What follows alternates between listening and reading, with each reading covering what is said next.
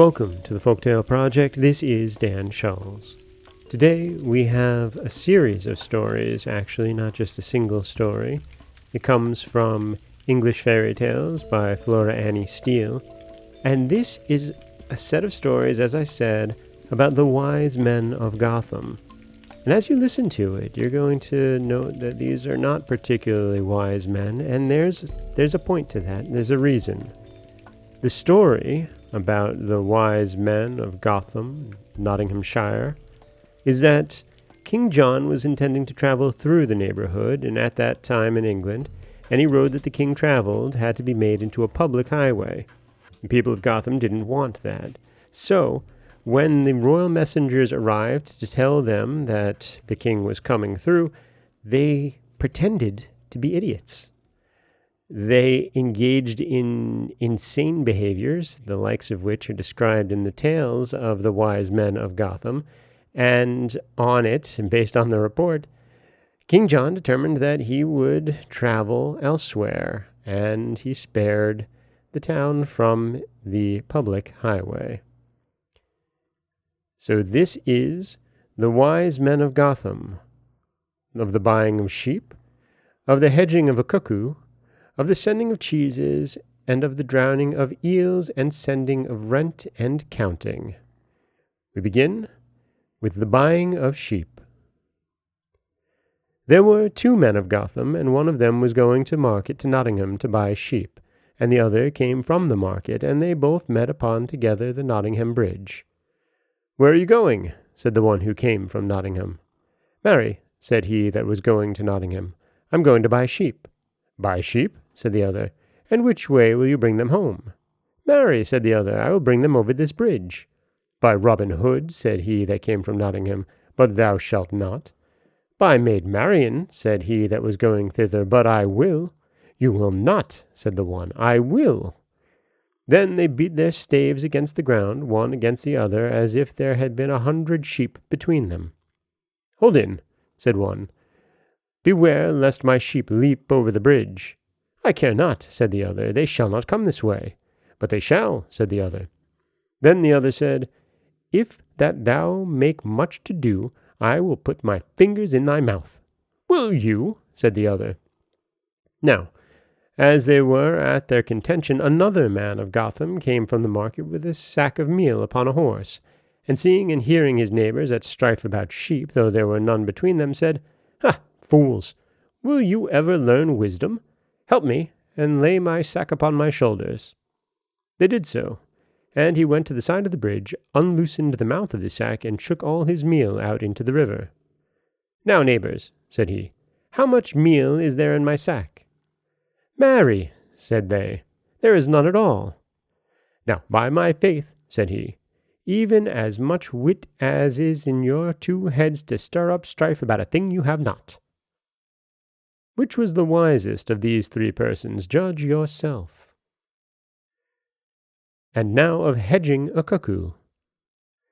Once upon a time the men of Gotham would have kept the cuckoo so that she might sing all the year, and in the midst of their town they made a hedge round in compass, and they got a cuckoo, and put her into it, and said, "Sing there all through the year, or thou shalt neither meat nor water." The cuckoo, as soon as she perceived herself within the hedge, flew away. "A vengeance on her," said they. "We did not make our hedge high enough." Of the sending of cheeses. There was a man of Gotham who went to the market at Nottingham to sell cheese, and as he was going down the hill to Nottingham Bridge, one of his cheeses fell out of his wallet and rolled down the hill. "Ah, gaffer," said the fellow, "can you run to market alone? I will send another after you." Then he laid down his wallet and took out the cheeses and rolled them down the hill. Some went into one bush, and some went into another. "I charge you all to meet me near the marketplace," cried he. And when the fellow came to the market to meet his cheeses, he stayed there till the market was nearly done. Then he went about to inquire of his friends and neighbors and other men, to see if they did see his cheeses come to the market. "Who should bring them?" said one of the market men. "Marry, themselves," said the fellow. "They know the way well enough." He said, "A vengeance on them all! I did fear to see them run so fast, that they would run beyond the market. I am now fully persuaded that they must be now almost at York. Whereupon he forthwith hired a horse to ride to York to seek his cheeses where they were not. But to this day no man can tell him of his cheeses. Of drowning eels. When Good Friday came, the men of Gotham cast their heads together what to do with their white herrings, their red herrings, their sprats, and other saltfish.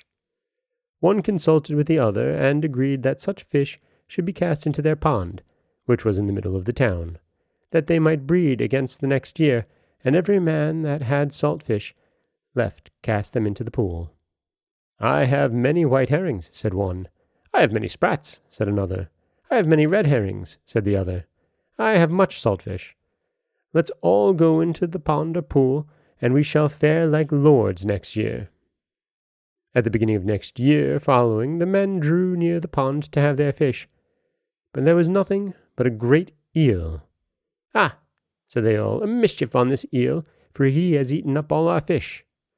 What shall we do with him? Said one to the other. Kill him, said one. Chop him into pieces, said another. Not so, said another. Let us drown him. Be it so, said all. And they went to another pond, and cast the eel into the pond.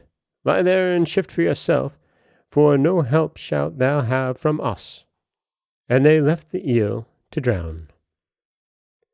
On the sending of rent.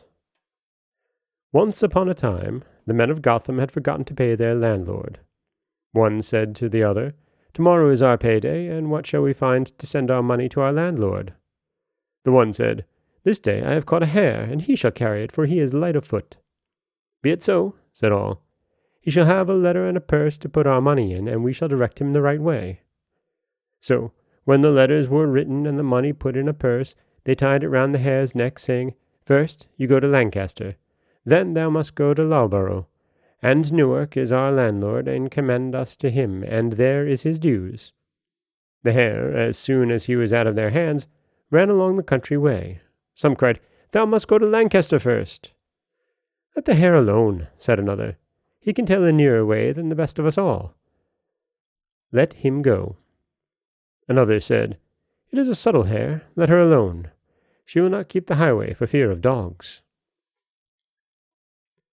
And the final story of counting. On a certain time there were 12 men of Gotham who went fishing, and some went into the water and some on dry ground, and, as they were coming back, one of them said, We have ventured much this day wading. I pray God that none of us did come from home to be drowned. Marry, said one, let us see about that. 12 of us came out. And every man did count 11, and the 12th man did never count himself. Alas, said one to another, one of us is drowned. They went back to the brook where they had been fishing, and looked up and down for him that was drowned, and made great lamentation. A courtier came riding by, and he did ask what they were seeking, and why they were so sorrowful.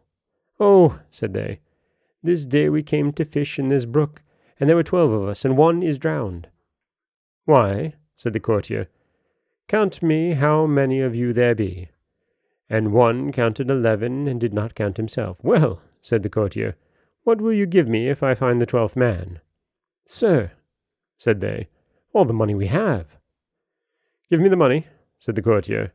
And he began with the first, and gave him a whack over the shoulders, and he groaned, and said, There is one. And he served all of them that they groaned. But when he came to the last, he gave him a good blow, saying, Here is the 12th man. God bless you on your heart, said all the company. You have found our neighbor. And that is the story, the collection of tales of the wise men of Gotham. And that is about the idiocy that one might need to have the king, King John at that, to ignore your town, because certainly you wouldn't want to be spending any time with any of them. This is Dan Scholes for the Folktale Project. Don't forget that you can subscribe to the podcast on Apple Podcasts, Spotify, anywhere that you like to get your podcasts. You can follow us on Instagram and Threads at Folktale Project. If you'd like to help support the project, you can head over to patreon.com/folktaleproject. Or you could always just share the stories with someone you love. I do appreciate that. As always, thank you so much for listening.